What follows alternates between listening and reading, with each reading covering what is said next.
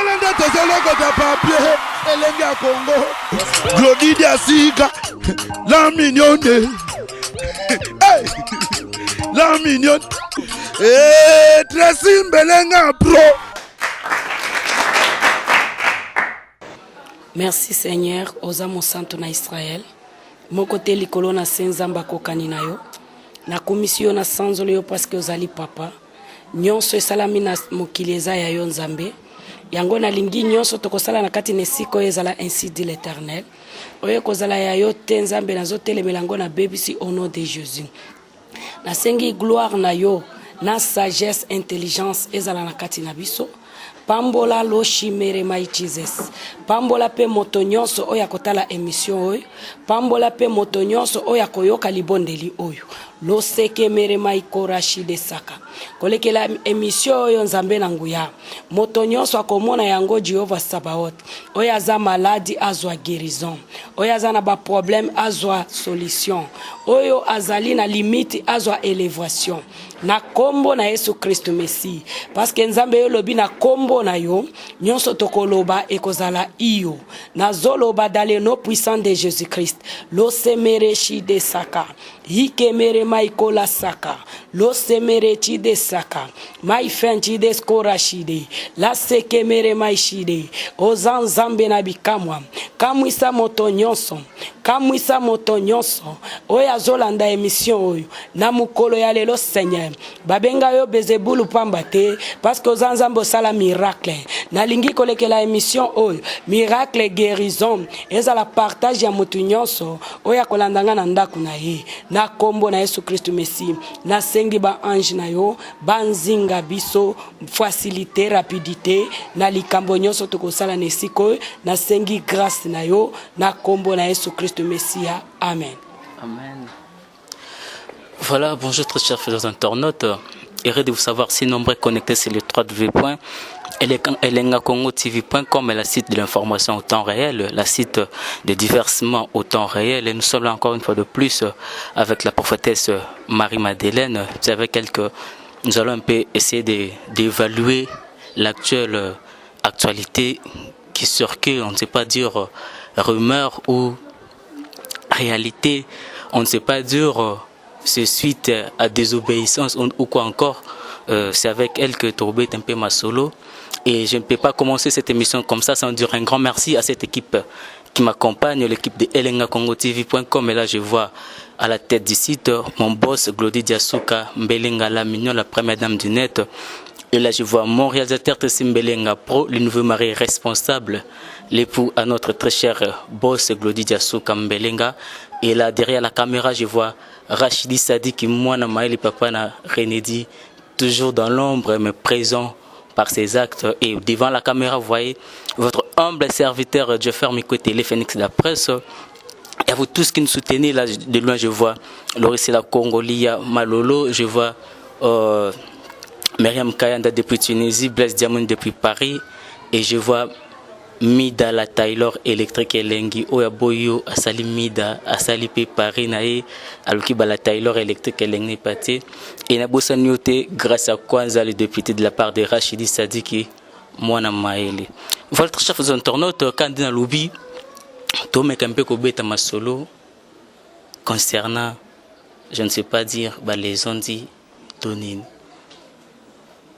tozaka à l'autre fois dans la servante que vous voyez à ma droite, tu peux être là solo, le professeur Bimagar, qui ceux qui chantent, pasteur, prophète ou prophétesse, sangani, prier et dit aller faire quelque chose pour la sœur Marie Misambo qui nous a quittés et la sœur aurait dû être ressuscitée, ceux qui sangana ka prier. Et Salimakate, Bamsus Balubaka, laisser les morts enterrer leurs morts, Bamsus Balubaka, ceux qui m'ont accoufi. Et voilà qu'aujourd'hui, Balobi, la sœur Marie, Azobima, na cimetière et nécropole. Azobima, Nabutu, Azoyemba ya danger. Et yango to meki sous le kokita.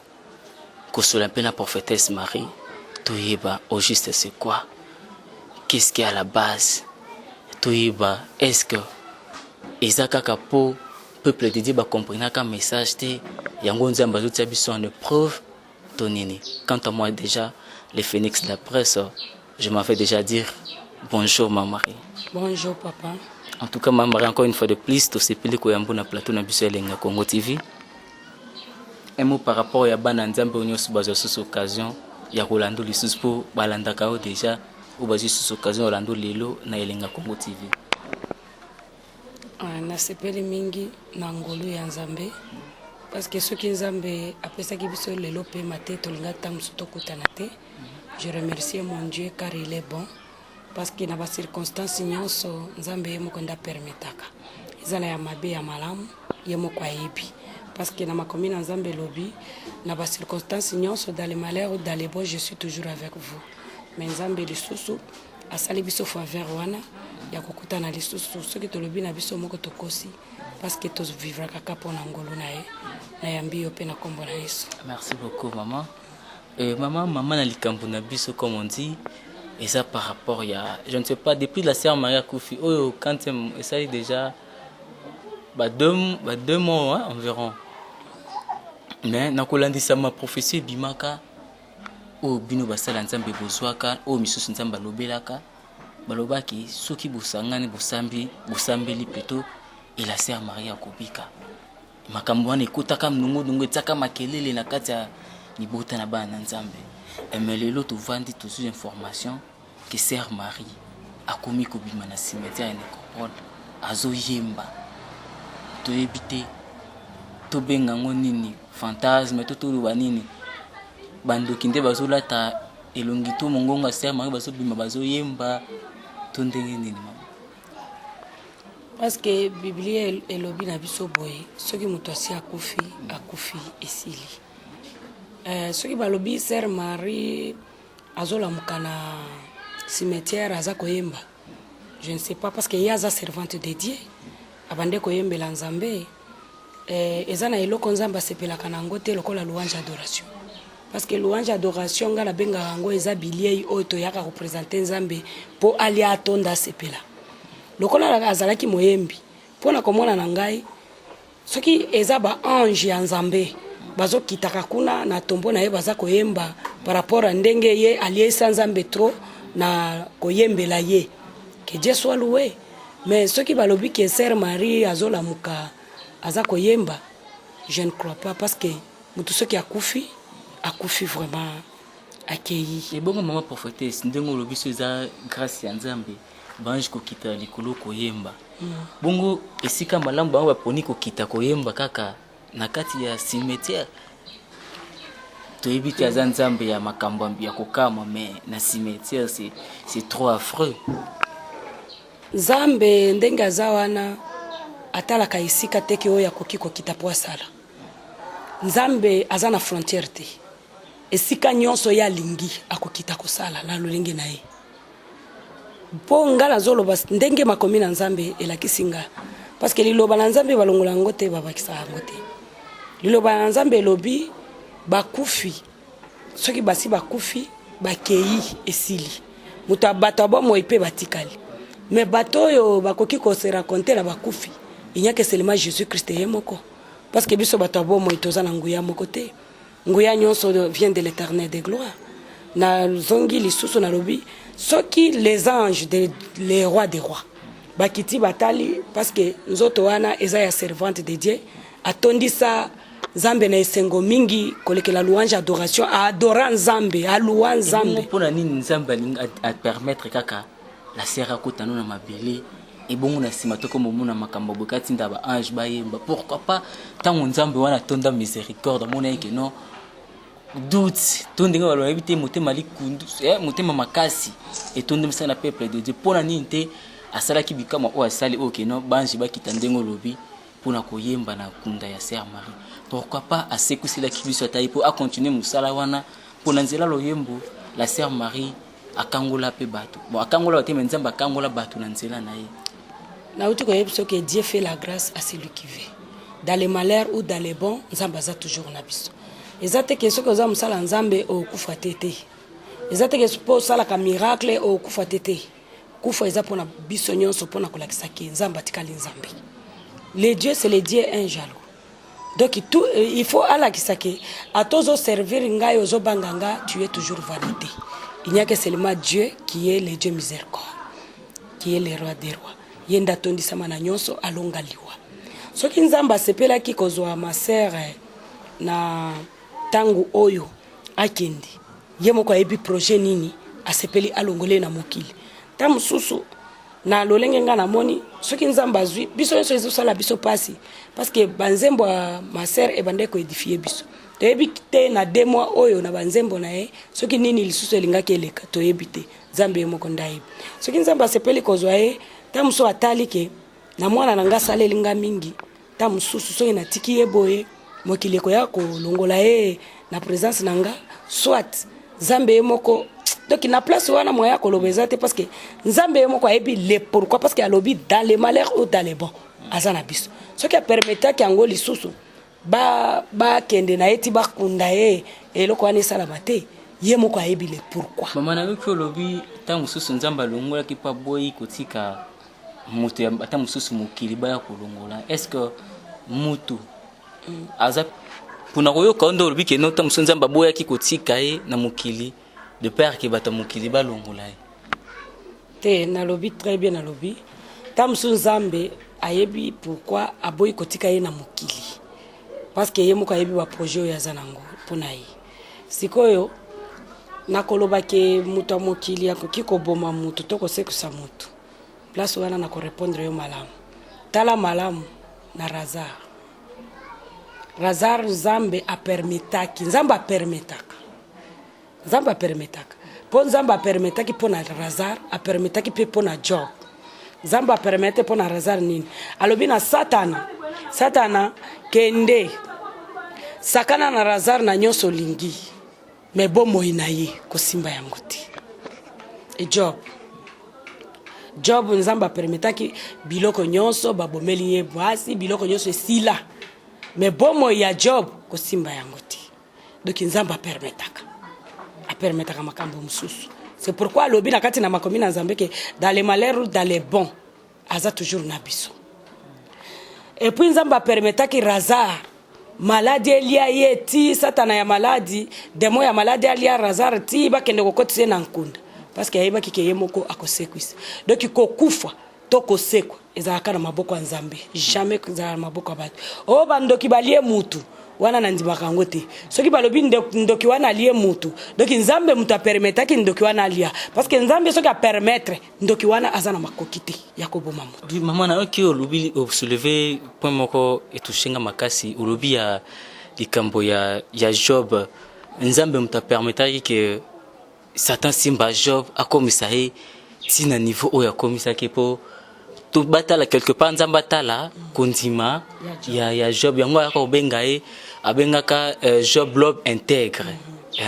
Mais siko le na mukilinga na tokomi komona biso ba na nzambe tokomi komona ba pasteur oyo pena nzamba akoloba ke non mama oyo to pasteur oyo aza penza intègre to l'homme selon mon cœur azate na ndenge nini okomona pasteur azoleka na étape moko boye si en fin de compte omona ke non mosala nzambe aye ko céder yango na tokomona lelo okomona bata bakisi bakompeta mususu koya kokota tina kati église pona komeka basala nzambe. Yo etanki mama prophétesse point de vue na yo na likambo bongo nakoki koloba na bana na nzambe. Merci monsieur journaliste. Nakoki koloba na bana na nzambe nzamba enano ayaka pona bato mabe faut yeba yango église eza bisiko oyo ya koyamba bato ya bakalite nyonso mais mutu mabe wana soki akoti na église il faut sentir différence ya nzambe na ye ya bala na nzambe oyo ya Eli parce que nzambe ya bala ayanolaka te nzambe ya bala azalaka na makokite ya kolamusa ta mutu soki akufi aseko nzambe ya bala azana makoki te ya kosalela mutu ata guérison ya maladie moko o bamexe bakoki te abikisi. Lelo tokomi omona comme le contraire bapasteur bakomi beaucoup plus kokende mpe banzambe ya na bala. En tout cas nga nayebi te yango mama tosalaki interview na bandeko moko songolo pakana kyotanga kombo je peux le permettre Edingwe Edingwe Mutangenge alobi bapasteur boza baaventurier nga tune pona nini na bi parce que nga moko nazalaka na saka interview na Edingwe Mutangenge alobi bapasteur nyonso boza na bango club moko na tuni na ndenga bi okomona pasteur azokwesa moto ngai pe Dingwe na okwesa moto mais bo tuna siko ba pasteur wana qu'est-ce qui fait que moto bato bakwe est-ce bato nyonso bakwe ka bazala kala melu mabe. En tout cas que Dieu soit loué. Ngai nzambe oyo nga nazo salela eza nzambe oyo abotama bikamwa akufa bikamwa pe asekwa bikamwa alonga liwa oyo alobaki tout à propos la croix de Golgotha Jésus Christ de Nazareth nde onga nazo salela soki ndeko na biso mon frère alobi ke ba pasteur ebele bazana se ya mokili oyo bamususu bazozwa nzambe ya bala bazokutana kana bango place bakenda ko simba babiloko na bango mais nako eloko ngala koki koyebisa bana na nzambe il faut koyeba ke Jésus Christ alobaki mukolo ya suka ekozala le vrai et le faux na mikolo ya suka tosokende na fin du monde il faut koyeba parce que makambo oyo soko tanga ngo na apocalypse ezali nzambe alobaki mukolo ya suka mokomona banzambe ya bawe bazosalela ngala bosolo na we ya lokuta oya lokuta jugement nzambe ye moko nda yebi ndenge ya kolekisa bango na jugement pona minute oyo nga mama Maria ta na leki na television na ba internet na lobiki na sambela ka nzambe ya lokuta ya solo nzambe Jésus Christ de Nazareth ekoyebana na misala oyo ngala zosala o nasalela ka nzambe soki nazo publier na lobi nasalela ka Jésus Christ de Nazareth mais na sima ya Jésus Christ de Nazareth il y a d'autres makambo nga nasalela ngo ya bonzambe te ya nzambe ya bala papa suka nzamba ko bimisanga ka polele nzambo oyo monaka c'est le Dieu jaloux alinga te basangisa yena mutu mususu soki ozo sangisa na mutu mususu suka akobimisoka polele parce que kombo na ye alazala kanango jaloux mingi alinga kombo na ye fingisa mabongo te ozo mama elo ni sala rato moto komi komona ngo e comme pena bakama ko fréquent lelo oyo elenga Congo équipe mobimba to ozo occasion ya kukutanaka na basala nzambe mususu et entre autres yo mais komona lobi nzamba tombolio en dignité et comme to benga prophétesse Maribu to koyamba secrétaire oh non le pasteur ne reçoit pas mais bino moko tang bosalaka na ba réunion bosolaka na bantimi na bino so que sali que tang so ndako benga yo po eso que non maman papa nazana kamoko ya maladie awa yo yambi to tiki secrétaire no yambi et que mutu wana atikali kokufa ozomo ateke makila wana ekozonga na ekoganga na mutu na yo. Oui, bien sûr. Ko pasteur ba komi bongo ba pasteur ba komi na ba protocole pasteur komi na ba ceinture ya sécurité otamba tala ba ba vimba metanga zalaki na ko tambola ndi balobaka sapato etengama banini okuta na air nyonso metanga tomba mikaka et comme pour kutane bon faut passer d'abord au bureau tu vas voir les secrétaires loko moka bongo. En tout cas ce qui est commis bongo il faut tout sambela pona ba pasteur wana même vous les fidèles bokoki kozwa musala ya kosambela pe pona biso toza batu toza na se ya mokili on sait jamais mokili oyo ekangambami mingi na satana ndeko satana lingaka te amona mwana na nzambe asala eloko oyo eza na bolamu na nzambe alinga te suka aolinga kaka abebisa mais soki eza ba pasteur oyo bazalaka bongo déjà pe bazali pe bazo linga basala bongo tukosambela ka nzambe asunga bango parce que satana azaka très impoli pona kokota la kati na bomo ya mutu atuna kati avi ya mutu ozomona papa il faut ka kosambela pona bango mengana yebi na sisi ils ont vécu à cause du sang de l'agneau yango na lobi même ngana yebi mutu malamu oya batelaka oya kengelaka mutu c'est Jésus Christ de Nazareth soki toche ke tokomi na ba secrétaire tokomi na ba protocole eza mabete siko façon ya kosalela bato wana nde tokosalela bango na façon nini protocole musala na ye eza wana pona koyamba bato na église kokotisa kopesa bango place koorienter place nini moto akoki kovanda malamu pona église secrétaire musala na ye ezali ya kosunga mama parce que pona kokoma makambo nyonso ezoleka na église po naza mutu naza na bato ebele nde musala ya secrétaire nakoyebisa ta mususu nakoki kozala te secrétaire akoki kojouer intérim wana te ba intercesseur bazali soki ka moko neti ya malade eza bongo parce que ngala zanzambe te naza mutu je peux me déplacer mais si on a déplacé abengi ngala téléphone ayambi secrétaire aza na droit ya koyeba eloko nini oyo bayambeli mutu wana soki mama za wana sur place te aluki soki mama za te aluki ba intercesseur mais soki ezali kamba dimi wana akoluka ba intercesseur te wana akorapele mbala moko pasteur te papa soki tozosalela nzambe po et komona mbala moko pasteur akomi disponible mais c'est juste anta mususu ya requête moko ya prière oyoka non équipe ya intercession baza wana bakosokipe nango mais te soki nautaki ta mususu Paris place mida la Taylor électrique elenga zalaka oyoka o nanga nakutana pasteur wana oyambi ozimba moko pasteur mais soki ata mususu mpona ka ba prière wana nde te kutana na équipe intercession te papa soki tokomi kosala bongo esambiselo ezali mokolo asuka parce que bato wana soki babungi nzamba kotuna bible nano elobi soki oza na ba âme moko kaka abungi nzela okotika nano 99 wana soki baza 100 moko abungi nzela okotika nano 99 wana olandi moko wana nde musala na biso ya kopepa babribi soki ekomi kosala bongo nzamba alimbisa bapasteur wana tobondelela bango nzambe nzamba asunga bango baza bato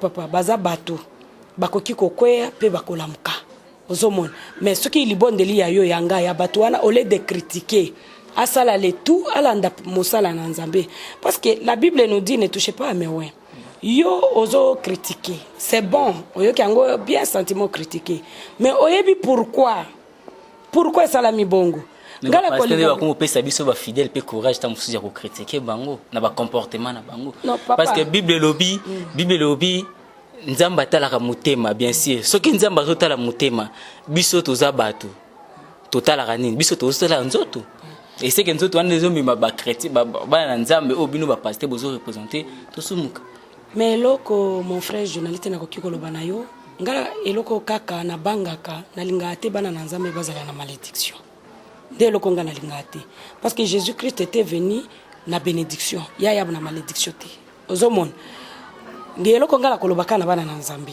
soko moni musala nzambe sala iloko tutio mabako ezabite lukaye aza mutu lukaye mona ye ko banga ete to ko banga nde nzambe parce que na conseil na yo tango ko kende ko yebisa yi omuntu ke koki ko bikisa pe batebele omoni pasteur ayeko comprendre que makambo na sala za mabe ati est-ce que kozala facile na kokuta na musala nzambe et surtout totaneti exemple na yo maman Marie usali mbeba moko boye munzimi moko pe ya vandisi yo pe alobi na opete maman prophétesse Marie likambo sala ki ezalaki boye ezalaki bo en tout cas et sepelisa ki bana nzambe te d'ailleurs ngai na ono koka kaka ngai na linga biloko ngala linga te bakumisanga na linga bayebisanga nde ba défaut nanga parce que esunga ngai nakota en profondeur parce que soki bozo kumisanga bozo yebisanga ba défaut nanga te moyen na mata dimension ya bonzambe ko zala te ozoyoka ngai na neti na ba